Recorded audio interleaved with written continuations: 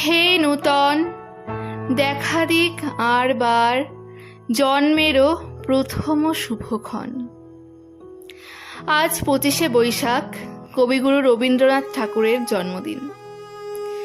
প্রত্যেকটি বাঙালির কাছে আজকের দিনটি খুবই বিশেষ, কারণ কবিগুরু আমাদের দৈনন্দিন জীবনে ওতপ্রোতভাবে জড়িত। আমাদের সুখ দুঃখ, হাসি কান্না, আনন্দ বিরহ বেদনা, ভালোবাসা সব কিছুতেই রবি ঠাকুর।